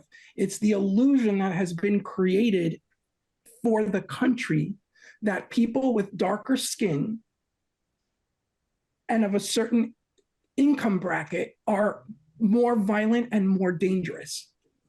And it's actually not true. It's actually not true. I've said this before, multiple times on my podcast and other places. This is why showing minorities in a positive light is important. Exactly. Because for years, decades, they've had black people playing pimps, drug dealers, prostitutes on your TVs for decades. And people have run with that goddamn narrative, and it pisses me off. I want to pause and let the introvert speak. I was just going to point out, because a lot of the times when you have let's take New York, since we've established that that's not like the biggest gun happy area. But a lot of the times people who write these articles, who make these statistics, who make these bar graphs, they will throw in like gun violence, mix it in with things like battery, petty theft, car stealing, all that kind of thing. And they'll put it in the same statistic and call it gun violence because close enough. That happens a lot. So when you're researching these things, or dear listener, whoever you are, and you want to learn things yourself, it's important to not have confirmation bias. You don't want, in fact, don't start with articles you agree with. Start with articles you disagree with and try and debunk them. And I want to kind of go back to your point, babe, with the US is not magical unicorn, the whole magical unicorn thing that we hold, that some people hold America to that standard. To try going off of a certain gentleman in another podcast, he mentioned that the reason why countries like, say, Japan don't have the gun violence is because of manners, when actually Japan ranks third most in gun control. And that is, and I'm going to read this, it bans citizens from possessing, carrying, buying, and selling firearms, as well as importing gun parts unless they have a gun license. And the gun license in question is a whole other fucking can of worms. In fact, I found an article about it. It's long as shit. I'll send it to you guys later. And that's just Japan ranking third most. I've been to Japan. You could leave your wallet on the sidewalk in Japan. I've been. I spent 2 weeks there, and it will be there when you get back. Yeah, and it's amazing. And that's just Japan ranking third most in the world. Singapore has the honor of being first. I don't know what stuff they do to be first, but that's how it is. But the thing is, for again, dear American listener, we're not holding these countries to any pedestal because they have their own fuck shit too. We're just saying in this particular area of issues like gun violence, it clearly works. That's it. And Pixel, to just to follow up on that real quick, because I'm glad you brought that up, because he also did a kind of another thing, which is he made Asians the model minority. And we if you don't know about the model minority myth, it's too much to get into. That's a whole 3 podcasts. Ooh, that's a moment that stuck out for me. I think I was who responded to that. Yeah, when he said it, it was just like, okay, wow. Not that this is good, but it's important to point out mass shooters come in every race, including Asian, including Black, and gender, Latino, in every gender. I mean, again, the song "I Hate Mondays" based on a young woman as a shooter. So I just want to make that distinction, because he seemed to equate the respectability of Asians in the model minority myth with well, I've never heard of an Asian committing a mass shooting. Virginia Tech 2007, by the way. Virginia Tech, California in January, North Carolina just a few weeks ago. Yes, overwhelmingly, the perpetrators in mass shootings are overwhelmingly white and male, and that's again another thing that we could talk about. But the gun violence isn't, just because Ken is here, I don't have any more reason to be scared of Ken than I have anyone else, because we've seen mass shooters, they come in all shapes and sizes, so right. Just to clear that up for Ken our does guy have an axe. Okay. I mean, Ken's a big scary dude. As far as Vikings, yes, I'm not afraid of Ken because I've heard him so many times. But if I saw Ken coming toward me, if I saw him coming toward me in like Viking garb and an axe, I would be simultaneously thrilled that this is the way I'm going to die, and also horrified. Just remember to shout for Odin. You give this life for Odin as you charge him. One day I will go to Valhalla, but I will send you first. Yes. I want to. Tarrah asked me the question, and I wanted to point this out because we're having a good faith conversation. So where did I get my statistic? I got one set of statistics you can find on the PewResearchCenter.org. This organization's entire job is to just collect data. That's it. That's all they fucking do. They collect data, they analyze data, they spit the data out. That's it. If you don't like that, you can go to healthdata.org.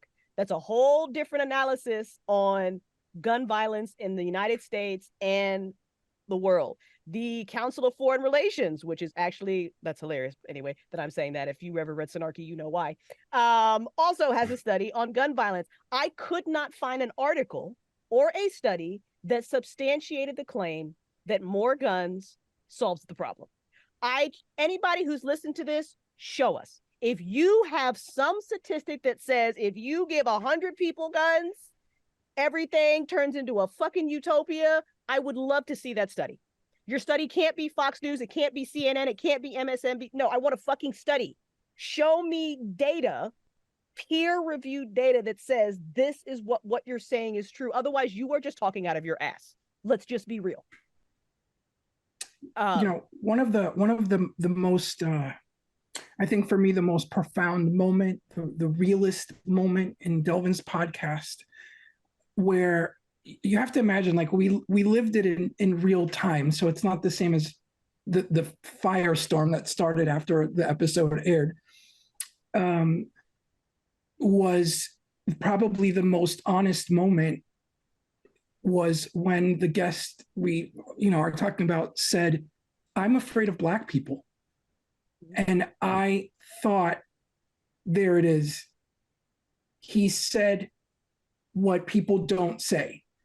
And it was a moment that I can't remember exactly. I listened His to most it. genuine moment, honestly. It was something where I thought, wow, so no matter what is formulated, the opinion of this man, he went on to say a lot of cringe things after and cringe things before as well, but he said it. He actually said, "I'm afraid of Black people."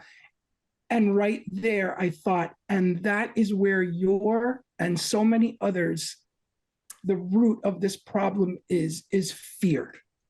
It's fear. And when you don't know how to internalize and process and deal with that, you talk in circles. I see it with children all the time.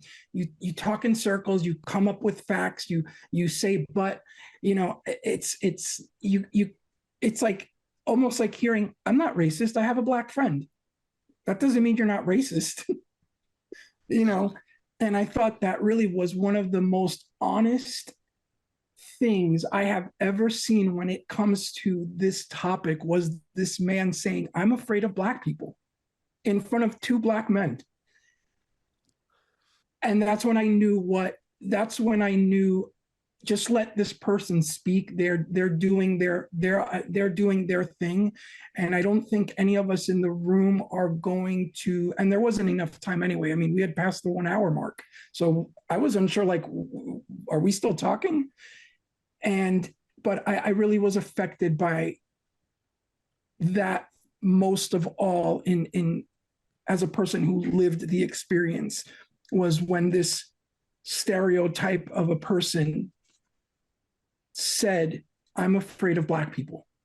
It's a jarring thing to hear, a troubling thing to hear, honestly speaking, as a Black person. Because I was going to ask, what was it? Because later on it got jumbled, but you said, well, now you're not he used me as the safe zone. Well, I'm not afraid of Alex, which we all know where that's coming from. Yeah. He should be. Well, and he also compared his fear of Black people to be like, well, I got attacked by a pack of dogs. Oh my! I feel like we should address this, what it is. I mean, and Crystal, I specifically want to address. I want to address the smoke he had for you, and not for me. I want to know too. That's because you're a man. Delvin, don't lose your point. Oh, I know. I'm really curious to know your point too, Delvin. I have another interesting fact about that. But yeah, we need to talk about that. Because he had smoke for Crystal, but didn't have smoke. He smoked Crystal? That makes sense. He probably smoked crystal meth. But the fact that anytime a Black person wanted to challenge him, or the other thread I sent out there from my friend Michael Aaron, who was saying a whole bunch of stuff, he didn't even address it. He was scared to touch it because he skirted around a lot of stuff. He knew what was coming with that. And I think, in my opinion, that is the true way of a coward. I think when we talk about this individual, we have to talk about mindset. And what I noticed and what bothered me, and what I found interesting is ADHD, don't lose my thought, is that this is the type of mindset where in that Twitter thread, I watched other people come to his defense. And I watch people say, well, he's a good guy because of X, Y, Z. And listen, when we talk about having these good faith conversations, we need to understand that the mindset of this individual is not just his. This is a very wide mindset for a lot of people, where they have this fear and they think it is okay to express that fear in not healthy ways because they haven't done any internal work to deal with it, where they, like you say, like he made it clear who he was afraid of and who he was not afraid of, and who he was going to clap back against and who he was not going to. Do you as a person feel safe if that's the type of person that has a gun? I never feel safe. You know what I'm saying? Right. Well, I don't either. So we share that in common. But if that is like, and you were right, that is absolutely the mindset of a coward that looks at somebody like me, at somebody like Alex, and they're like, oh, whatever, I'm not afraid of them. But they look at somebody like Delvin or JV or Otis, who was on the podcast, and he's like, this is why I need my AR, because these guys might actually fuck. And this is not based in reality. I can say I'm #MeToo. I do not like it when people come up behind me. Hannah sometimes will just in fun run up behind me, and I don't like it. Haven't done this in a very long time, just so y'all know. No, but I don't like it. I know that if I am out on the street and I have a gun, what if some guy, nice guy in the world, just happens to jog up behind me a little too fast and I'm having a bad day? What do I do? Do I pull it out and shoot him because I'm afraid? Maybe. I don't fucking know. So for me personally, before I get a gun, and I should have a gun because I'm a 4'11" mixed race fucking bisexual woman. If there's anybody in this country who needs a fucking gun, it's me. Yeah, it's you. It's definitely you. You know what I'm saying? Like, I'm the motherfucker that needs the fucking gun. But before I get a gun, there is so much I have to do before I would trust myself with a weapon. So for all these fucking cowboys out here who just immediately want to run to this thing and not understand the responsibility of it, or the fact that you have not even dealt with your own fucking shit, and now you want to have a weapon that could kill so many people so brutally, is mind-boggling to me. Because you literally, like, that's the type of mindset, like, I'm afraid of this, why, and this, and that's why I need a gun. No, motherfucker, that's why you don't need a gun. What you need is therapy. Let's start there. Some self-defense classes. Why don't you learn grappling and striking first, so maybe you feel less afraid? Maybe educate yourself. I mean, there are so many places you have to go before we go to gun. And that's a whole huge problem. You can have a whole other conversation. Ken and Tarrah, you both have been really quiet. I want you guys to weigh in here on what's been said and how you're feeling. Ken, let's go. Let's start with you. Okay. Well, I've had some things like sitting here off to the side where we've been bouncing back and forth, like with the schools, and you're saying about statistics. I have something here, descriptive analysis of school and school shooter characteristics, the severity of school shootings in the United States, 1999 to 2018. This was put out by Science Direct Journal of Adolescent Health. Results, I'll just get real quick. It says handguns were used in most school shootings, 81%. However, substantially more fatalities occur when rifles are used or shotguns were used. Fatalities were more likely to happen in schools with the majority white taught younger students who were rural or suburban, so it's not inner city. Mm-hmm. When the shooter said it goes down to break it down to age, how much people die. I'll post this in the chat and you can put it in notes. I got directed to that from a Giffords Law Center, Giffords.org Law Center, whereas they analyzed data from gun violence archives since 2014. And they break it down into, for schools and stuff specifically, guns left accessible to children, discharged unintentionally, manhandle, there's so many incidences where people found guns in the bathroom where the teacher or the officer went into the bathroom, put their gun on the toilet dispenser or paper dispenser and left it there when they walked out, or on the sink. One person had to, where's it at here? Their firearm fell out of its holster while they're on the school bus. Where is it? There's one here where the person was doing a cartwheel and it came out. Another one was the person was trying to subdue a child, and someone else involved in the confrontation reached and grabbed his gun off of his belt. So they were trying a nonviolent, just like the hug restraint, right. And somebody else reached out and grabbed his gun. This is about, people interesting one is guns used in times of personal stress or conflict, saying about people bringing it into schools. One guy went to talk to a teacher, had his gun there and pulled the gun on the teacher because they were like failing their student and stuff like that. Two moms arguing outside of the school. This is another thing. How are you going to stop a lot of this stuff?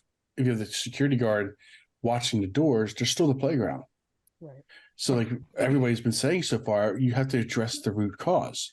It's not just, I mean, like the courthouses are all, what's her name? Terry Gifford? She got shot outside the courthouse? Wasn't that the one that? Yeah, I think so, actually. Yeah. You know, the next day, the very next day that after we recorded, in the episode, I talked about my childhood friend, Jackie, who is a school counselor, and she's been doing it for her whole career. And I said, you know, I like to cover all bases. And I said, hey, Jax, listen, I recorded a podcast. I actually put the screenshot in the Twitter, one of the 1,000,005 Twitter things that were going on. I recorded a podcast and I mentioned your name. I just wanted you to know, I hope that's okay. And she was like, what's it about? And I was like, well, we talked about gun control and I came from it from an educator's point of view. And she said, yeah, as soon as it airs, send it to me. Actually, just yesterday, we had a shooting around the corner from the school and all the kids were out in the playground. Right. And all of a sudden, as we were even still getting the kids into the building to close the building down, helicopters were already circling. Right. And I have the screenshot. I mean, I can send it to you guys. You can see and post it wherever, but I know it's in one of the Twitter threads. Yeah. Tarrah, how are you feeling about all this? Well, I mean, this is something that is not going to be solved in one call. So I have a lot of different thoughts. I did want to touch base on one of the questions about police officers and schools. There's an article that is from the University of Connecticut, The Prevalence and Price of Police in Schools, written by Chelsea Connery. And I'm going to read a few quick excerpts from it. Please do. We love your voice. So in the article, there's a section that says SROs do not guarantee physical safety, and SROs, school resource officer. But it says there is extremely limited evidence on the effectiveness of SROs in deterring violence. There is no empirical support for the suggestion that SROs prevent school shootings. Research on averted school shootings, incidents planned by students and then prevented, suggests that the key is having trusted adults whom other students can inform. One study found that students are much more likely to report a planned shooting to school staff members. They tell a police officer only rarely. There is also little evidence on whether SROs can stop an active shooter or lower deaths or injuries when a school shooting happens. In 197 instances of gun violence at U.S. schools since 1999, SROs intervened successfully in only 3 instances. Shit. So that's that. And then there's another section. Hold on. Let me scroll down. I would not have called it they were that ineffective. I would have thought it was actually like, that's crazy.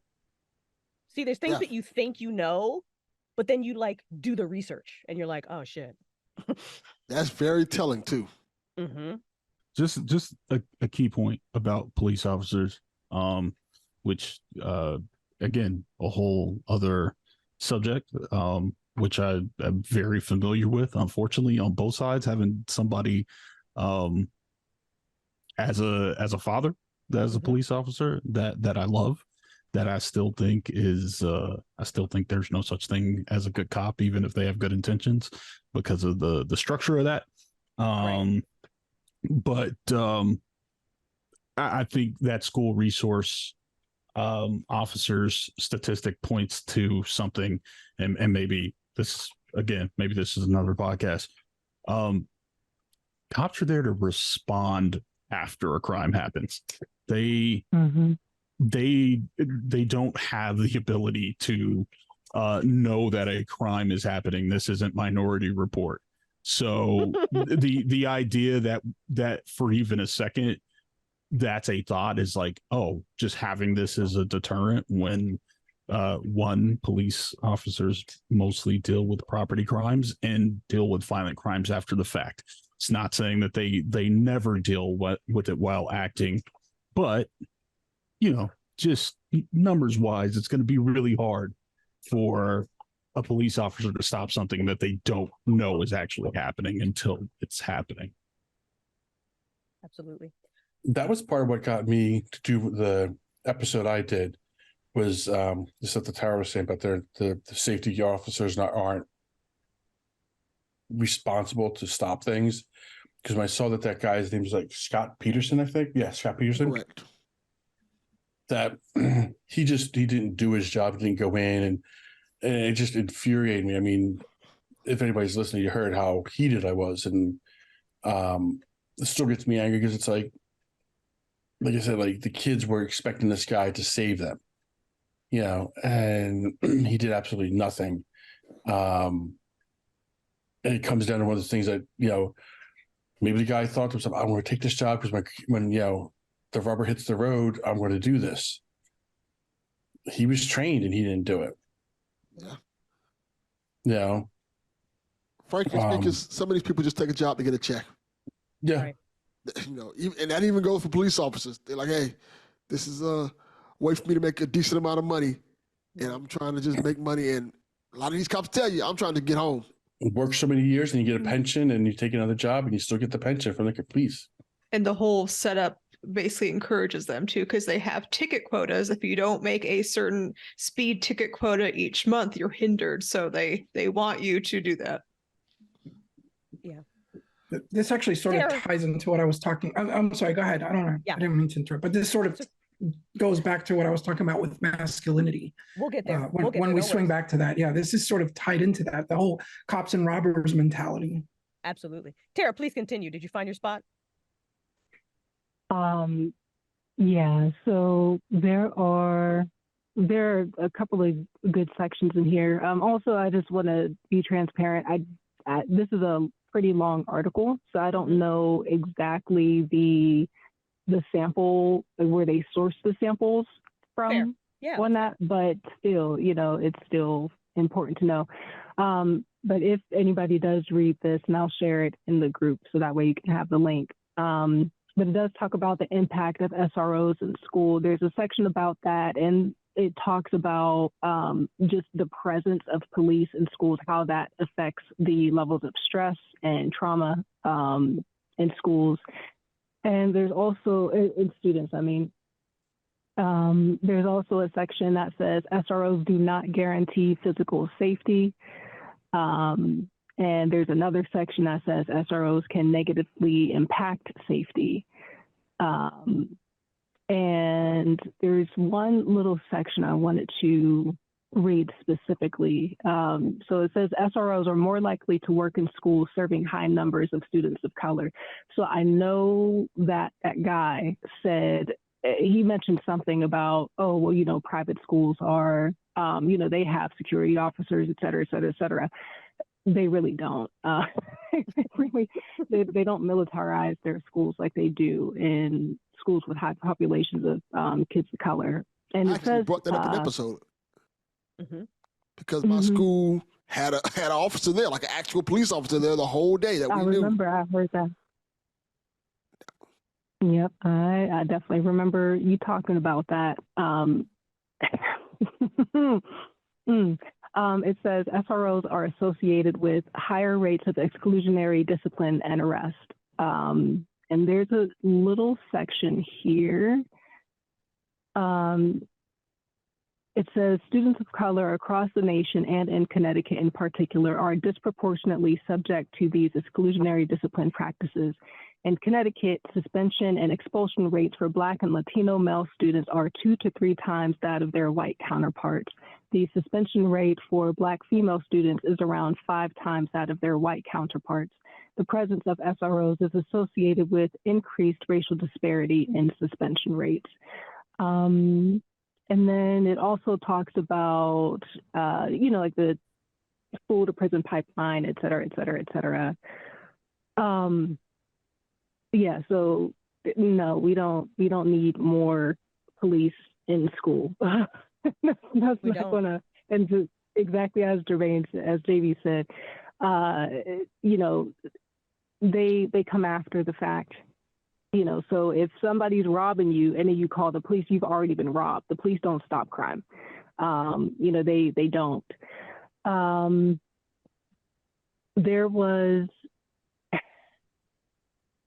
I mean, there's so much to discuss. So if you all were talking about the guy and how he said, "Oh, I'm scared of Black people," that's always an excuse, because any colonized country, pretty much, you can say the opposite. Like, if anybody wants to be scared, it's colonized people around the world. But specifically in the U.S., I mean, we have to look at how this country started. This country started with stolen land and stolen people. So it was really interesting listening to him talk. And I think even in his video that he had shared, that he was talking about, oh, if you don't like how this country is and the Constitution, et cetera, et cetera, et cetera. So that let me know immediately where his mindset was and where he was starting from. He clearly didn't care about anything else besides that. This place started historically with calling people savages.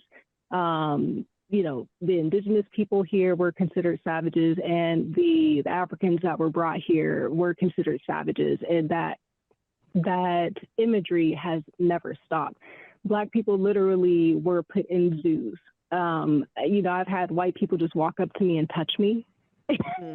And I have to think in that moment, what am I going to do? Because if I happen to do something, then I'm going to be the one that's overreacting or whatever. I had somebody do that to me while I was at work, and I like blanked out for a second because I had to think, like, do I want a paycheck, or what do I actually want to do here? It's disgusting having that happen to you.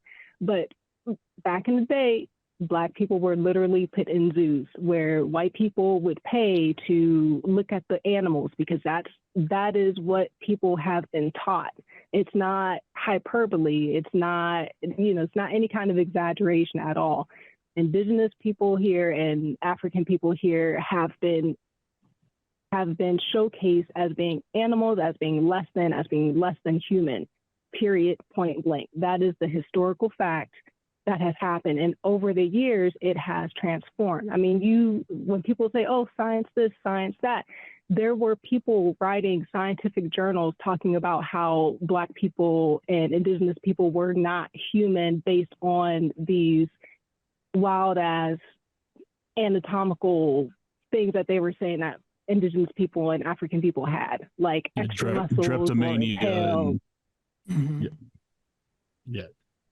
I was just saying, Tarrah, like drapetomania is a thing. Right. Guys can go look it up, and that's an example of what Tarrah's talking about. I need people to understand. I need people to understand and open up their minds and get it through their skulls, because throughout the country's history, we don't seem to grasp the fact that slaves were not kidnapped and brought to this country. Merchants were, doctors were, bakers were, mothers were, people who created sewage systems, people that were working, people that were living their lives were enslaved and brought here and turned into slaves. Mm-hmm. It wasn't that they were slaves and transferred over here to continue the slaving. They were turned into slaves. These were people who had lives and a culture, a rich culture, the start of culture, and then brought to a place where exactly what Tarrah is saying, the educator in me is coming out.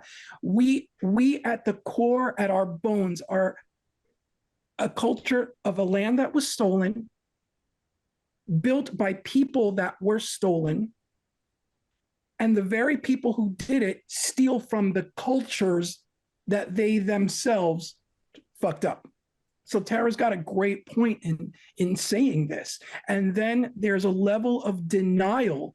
The two worst, oh God, I'm getting passionate about it. The two fucking worst sayings we have right now is "get out of my country," being said by people who, this is not where you started. And man up. Steal some shit and tell people to get out. And man up. Exactly. I hate "get out of my country," and I hate "man up" being said to children who don't know how to be men yet. But Tarrah's got a great point.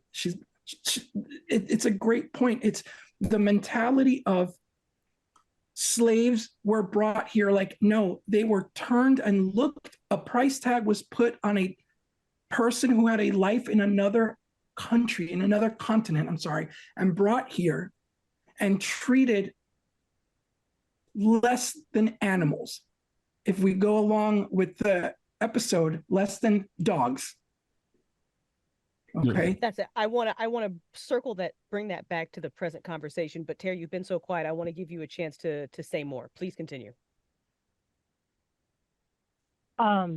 So, just historically, when you look at how Indigenous and African people and when I mean Indigenous to Turtle Island, but also like the Taino people, et cetera, because that's a lot that's happened.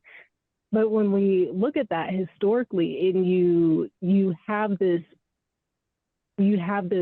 beat into your brain, and one thing that a lot of white people don't understand is, firstly, they have been conditioned to think a certain way for hundreds of years, and they don't want to admit that, but also they don't understand that a lot of their cultural history has been stolen from them, because they've been made to believe that whiteness is this aspirational thing that you need to, that you need to reach, because there are certain groups of people who are considered white now that were not considered white before, because it didn't serve quote unquote whiteness, But anyway, so when you have somebody that says, "Oh, I'm scared of Black people," Black people don't have any power here in this country.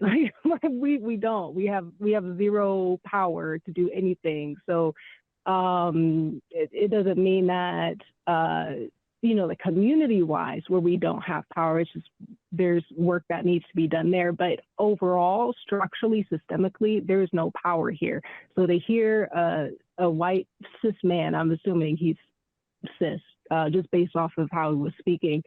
To hear a white cis man talk about being scared of Black people, it's really just telling, because to me it sounds like an excuse, because if you're scared of Black people, then you can say all this outlandish stuff.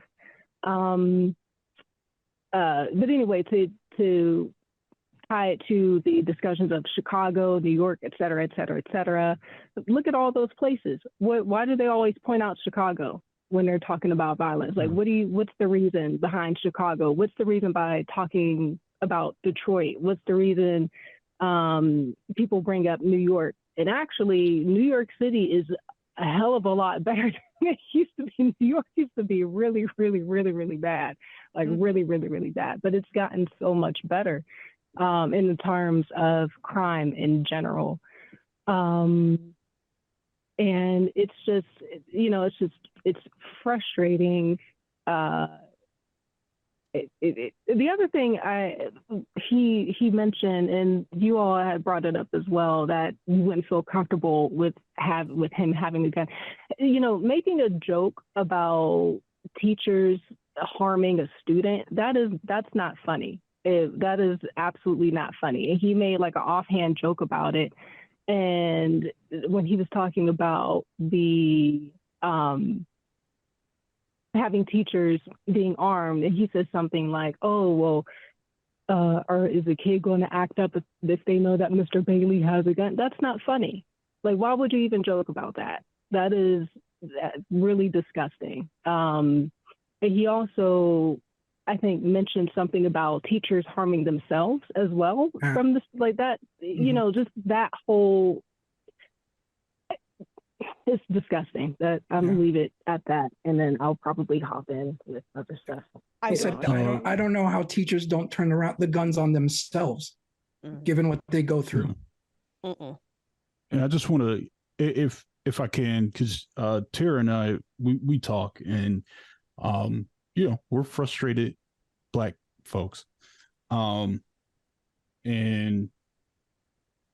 one of the things, I won't go too in depth, but one of the things that we've talked about before, just me and her, is the idea that as Black people that were enslaved and brought to this country, and I've even touched on this a little bit with you, Crystal, the things that we lost, right? The sense of identity that we lost, right. the what our religion was, what deities we believed in, what medicine we practiced, all those things have been lost for us, and we're trying to get to that point to reclaim it. And this is, let me say this.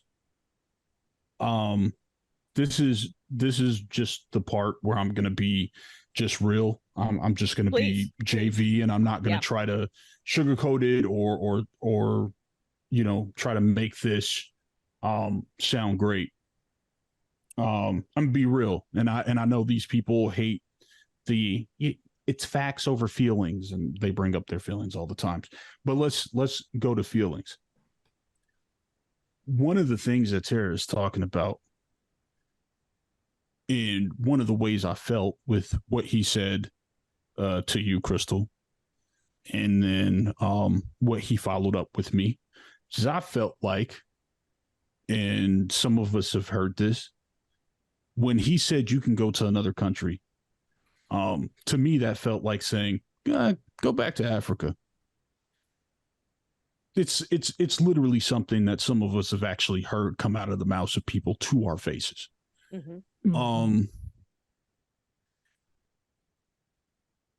Your ancestors, and maybe not your ancestors directly, but your ancestors that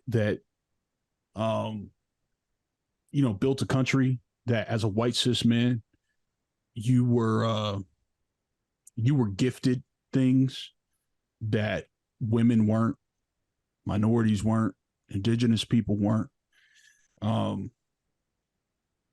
You were gifted these things, this privilege, this magical power that we call white privilege, which is definitely a thing. It's the thing that allows you to get your Twitter account back after it's been suspended. Now, I don't know why it was suspended, but I can tell you, if it was suspended before Elon Musk did it, probably wasn't great. To be told by you that there are more of us than there are of you. We built the country. You couldn't have done it without us. You don't get to make aspersions on my character. You don't get to tell us that somehow we're basically less American than you. I'm more American than your ass will ever be. My people came here. That's where they came. They died here. We built a community here. So if we want to have a conversation about gun control and what we want to do to improve the place that we bled for, that we built, that every time we get a gain, you get a gain. Because when we get something good, you get something good. It's not our fault that when it comes to minorities and when it comes to women, that you guys want to cut your nose to spite your face, that you're so concerned about giving people who have traditionally been disenfranchised. You're so concerned with us having rights that you're even willing to spite yourself. Okay. We're talking about healthcare. We don't have free healthcare. You know why? Because I'm gonna just be real. Because they don't want niggas to have healthcare. That's why.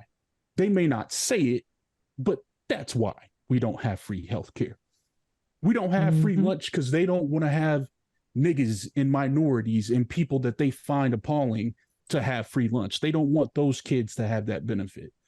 So it bothered me that this guy who went on to my friend's podcast, who was gracious enough to host him because Delvin is just a good, solid dude, was gracious enough to host him, and for him to basically say, yeah, I'm scared of black people, compare that to dogs, question Alex's masculinity as if being gay makes you somehow less of a man and him being straight makes him more of a man, and then to attack a mixed race woman and to do that in such a way that it was just flagrant.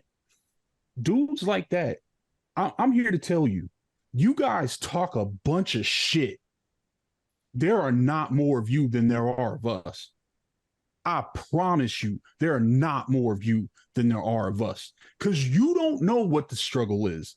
You don't know what it's like to walk in these shoes, to be black, to be a woman, to be homosexual, to be trans, to be othered automatically because of something your people decided to do.